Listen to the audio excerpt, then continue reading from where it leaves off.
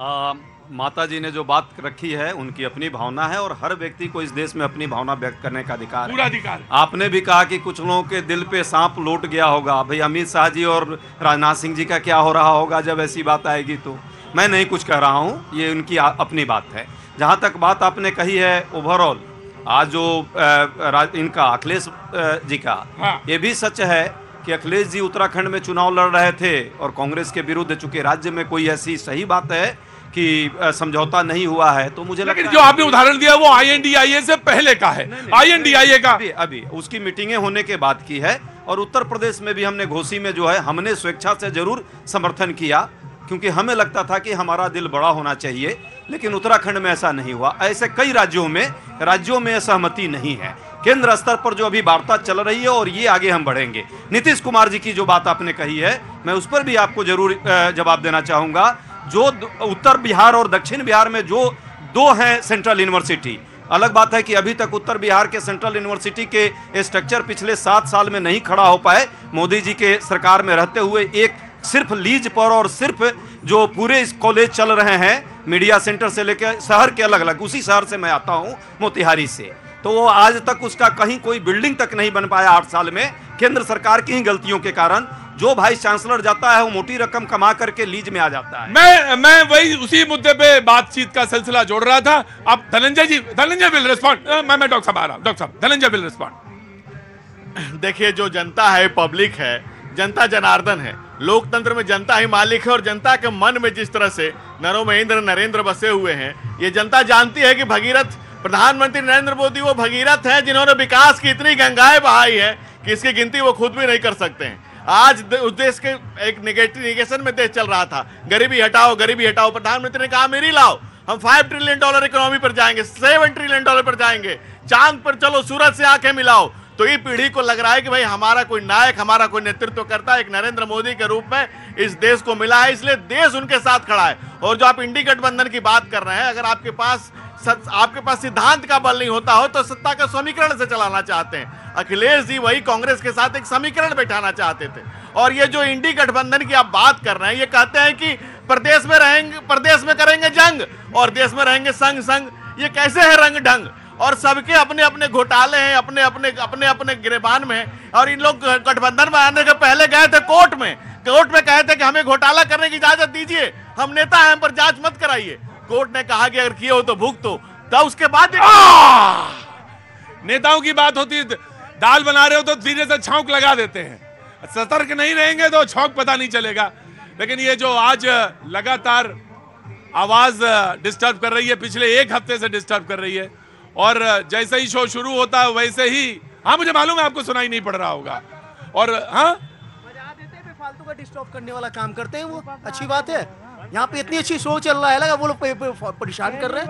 सरकार है, ऊपर से आदेश है। नहीं, बहुत अच्छी बात है। अच्छा, लोगों को लगता है कि शायद इसी समय बात करने से थोड़ा सा गंगा में बह जाएंगे, थोड़ा हम भी बह जाएंगे, तो फायदा ऐसे नहीं होना, किसी को नहीं फायदा होना। काम से जमीन पर जिसका जितना काम वही सामने नजर आता है। जवाब साहब आया नीति, सिर्फ खंजर ही नहीं, आंखों में पानी चाहिए। आए खुदा, दुश्मन भी मुझे खानदानी चाहिए। आइए आगे आइए, आपको दुश्मन भी खानदानी ही चाहिए। देखिए, हम तो अपने विरोधियों का भी सम्मान करते हैं, लेकिन उदयपुर से लेकर के जयपुर तक जो इंडिया अलायंस है और खास तौर से कांग्रेस के 350 विधायक जीत करके आएंगे, इस चीज को धनंजय गिरे जी बखूबी जानते हैं और भारतीय जनता पार्टी के लोग भी जानते हैं। छत्तीसगढ़, मध्य प्रदेश और राजस्थान में भी कांग्रेस ही सरकार बनाएगी। और आने वाले समय में भ्रष्टाचार की बात कर रहे हैं तो मध्य प्रदेश से भ्रष्टाचार और भ्रष्टाचारियों की सरकार जाने वाली है और कांग्रेस की हाथ वाली सरकार हाँ जी, बिल्कुल गलत इनका बयान है। नहीं बयान गलत, मैं आ रहा बिल्कुल गलत बोल रहे हैं।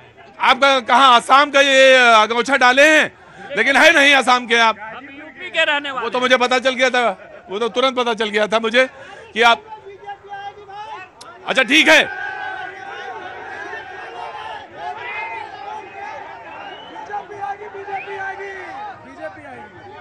आराम से आराम से।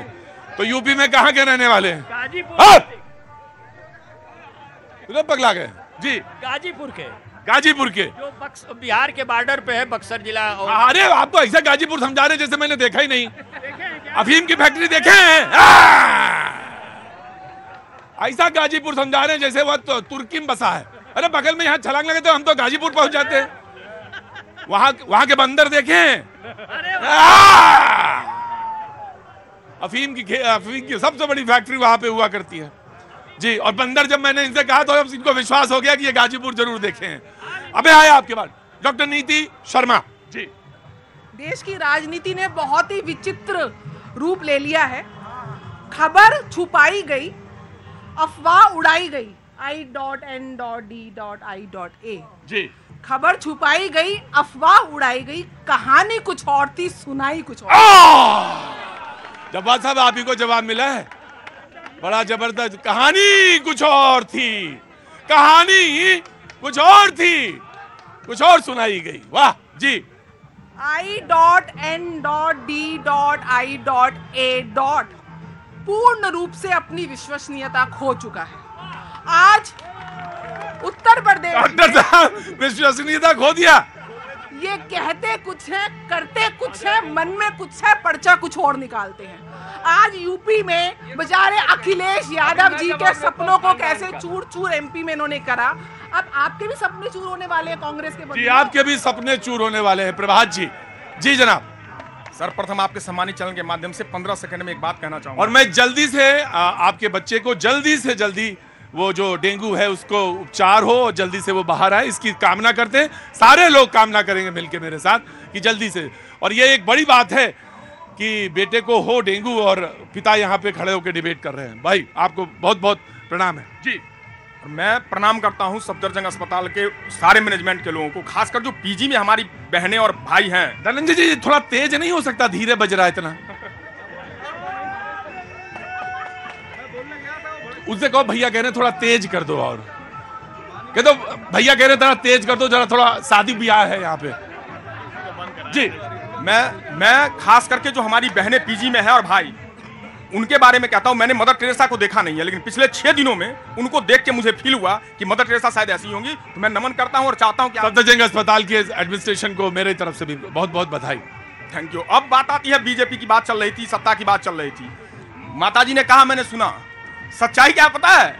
सच्चाई यही है कि मोदी जी भगवान तो है, लेकिन वो इंद्र बन चुके हैं। जब भी कोई ऋषि मुनि कहीं तपस्या करता हुआ दिखेगा, मोदी जी की सत्ता जाने की का जो भय है, वो डर जो है, वो दिखने लगता है। जब राहुल गांधी यात्रा पे निकलते हैं, आप तो ऐसे करें जैसे आप दुर्वासा ऋषि हैं। अरे ना, हम श्राप नहीं दे रहे। श्राप तो अमित शाह जी दे रहे हैं। सच्चाई यही है। श्राप तो राजनाथ सिंह जी दे रहे हैं। श्राप हमारे गिरी साहब दे रहे हैं।